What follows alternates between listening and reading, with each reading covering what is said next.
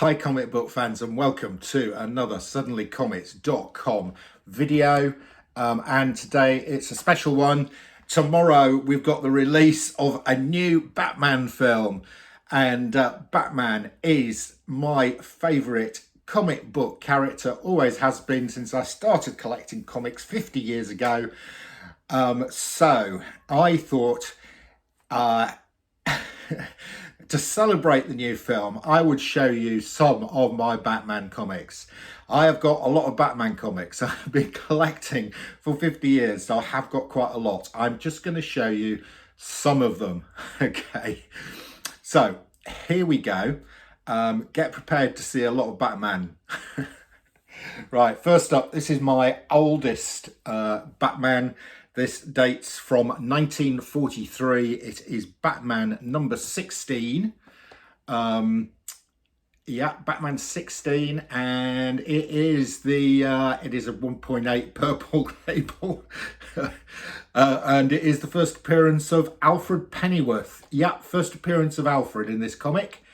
I bought this. I think in the mid 80s for about £30, comic shop in London, and I've subsequently had it slabbed. What a great thing to own. Really love this comic. Right, okay, next up we have got another early Batman. This is Batman 42. This hasn't got a purple label, but it is only a 2.0, but it is the first cover appearance of this lady here. First Catwoman on a Batman cover. So there we go. That is Batman number 42. Even as a 2.0, this is $1,000 comic. There we go. Then you can't really talk about Batman for very long before you have to mention this guy. Yep, it's the Joker. This is Batman 44, and a fantastic Joker cover here. Really nice. And then we've got another Joker cover. This one here is a 7.0, and this is actually the 5th highest graded one of these in the world. Yeah, it's the Joker sort of jack-in-a-box cover with loads of Jokers. Then we've got, so in the film, I think we've got the Riddler as the main protagonist in the Batman film that's coming out. And here we have Batman 171, and it's the first appearance of the silver-aged Riddler with a lovely pinky cover. Right, okay, now the next one is from the 1960s. This actually came out of the Batman TV show from 1966. The producer of that show suggested to Julie Schwartz, who was the editor of Batman at the time, that they introduced a new character. Julie Schwartz worked with Carmen Infantino and some others to introduce Barbara Gordon as Batgirl. There we go, the first appearance of Batgirl in Detective Comics 359. So if you're a Batman collector like me, you've not only got the main Batman series to collect, you've got Detective Comics to collect, and Brave and the Bold, which also featured Batman. So lots of things to pick up. I've been doing it for 50 years, and I'm still picking Batman comics up in one form or another. I don't think it will ever end. Okay, right. Then we have got another nice one. This is a Brave and the Bold, one of the Batman team-up ones. This is Batman and the Creeper. This is Batman Brave and the Bold 80.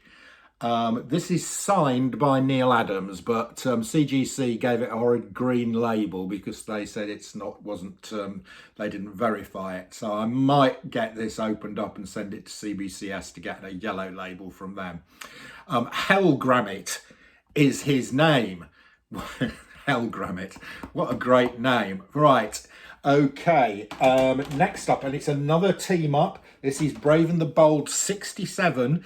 And this together for the first time, it is Batman and Flash. Yeah, Brave and the Bold 67. This one's a nice 8.5. Batman and the Flash together for the first time. Okay, then we've got a classic. This is Batman 497. This is where Bane breaks Batman's back. Okay, so my last slabby does not have Batman on the cover, but it is written by my favourite comic author, Alan Moore, writing a Batman, about my favourite comic character, Batman, so I can't ignore this. It's a great one. It is The Killing Joke. Superb story by Alan Moore. This one's a nice 9.6. This is the one in which Barbara Gordon gets crippled. Yeah, we saw her first appearance as Batgirl, and now she's going to get crippled. Right, now I've got some non-slabbed ones. These are just ones that I either love the cover or I love the story or there's something a bit special about them. So this is one of my favourite Batman stories of all time, Batman Year One, written by Frank Miller, art by Mazzucchelli. I think this is great. It's dark, it's gritty, it's street level noir. Reinventing Batman as a dark character, and I think that's what we're going to get in the film that's just about to come out, Batman Noir. Right, this is the issue in which the Joe Public kills off Robin. So there was a telephone vote to see whether Robin should be killed or not, and he gets killed. Apparently it's down to one guy who just set his phone on automatic call up asking for Robin to get killed. Right, next up, and this one I bought from new, has been rising in value over the last 3 years dramatically. This is Batman 423. Why has this been going up in price? Because it is a cover by Todd McFarlane with Batman looking very Spawn-like before Spawn was even conceived. Right, and now another one that's been zooming up in value. Some of these Batman, there's no movie spec behind these as far as I'm aware. They're just great key issues. And this is Batman number 232. This is the first appearance of Ra's al Ghul. This is getting to be a pricey comic. This is in really nice condition. I may well get this and the Todd McFarlane one graded, I think. Right up now, just some great covers. I really like this cover here on Batman 49. We've got Batman and Catwoman getting a bit friendly. Another one here. This one's a Jim Lee cover from Batman 50. Catwoman and Batman going head to head. Right, next one. This is a Capullo cover from another. This is Batman 50 again, so I presume there's some variants, but really nice Capullo Batman there. Classic sort of Batman pose. Right, next one is a bit special. This is Batman 100. Ta-da! Cover art by Jock, and it is signed by Jock. I had to Jock sign it at Thought Bubble, and of course the writer, one of the writers on this was James Tynion IV, and it is double signed by Jock and James Tynion. Had this done at Thought Bubble, they were both there. So that's a bit special. I think I might send that off to CBCS to get a yellow label on that. Right, next up, and it is from the New 52. This is Batman 6. I am picking these up when I see them at a cheap price because I think this is going to be a key comic. It already has got a reasonable price attached to it, but this is the first appearance of the Court of Owls. Right, and we haven't seen this lady so far, and she's a fairly significant character, but not introduced until quite late on in the Batman history, and it is, of course, Harley Quinn. This is Batman Mad Love, of course by Paul Dini and Bruce Timm. I bought this from New. This is an expensive book. I think in a 9.8, this is nearly $500. Again, I think I better get this one graded. Right, okay. Also, when I was at Thought Bubble, I took some blank covers. I took a Batman black and white blank cover, and I got a nice sketch of Batman done by this gentleman here, John Charles, who's done a lot of art on Judge Dredd. He is also a lecturer in comic art at Stafford University, I think. So that's John Charles' sketch cover. Another Batman black and white here. This one from 1996, I think. This is great. Barry Windsor Smith cover. Like that one. Next up, we've got another Batman Jock. Unfortunately, this is not signed, but I will take this up to Thought Bubble this year if Jock is going to be there and get it signed. Another great Jock Batman cover. Right, next up, and this one is signed. This is signed by the artist. This is the first woman artist on the main Batman title. I've talked about her before. It's Becky Cloonan. A great cover here on Batman Black and White issue 4, and you can see Becky has signed it for me down here. Really nice work here from Becky Cloonan. Right, and another one just like the cover. This is Batman Reptilian #1. And another one, it's just a cover by, I like this. This is a Wanted poster. Wanted Batman. Okay. Right, this next one is interesting. This is DC Comic Presents #1 from 2004.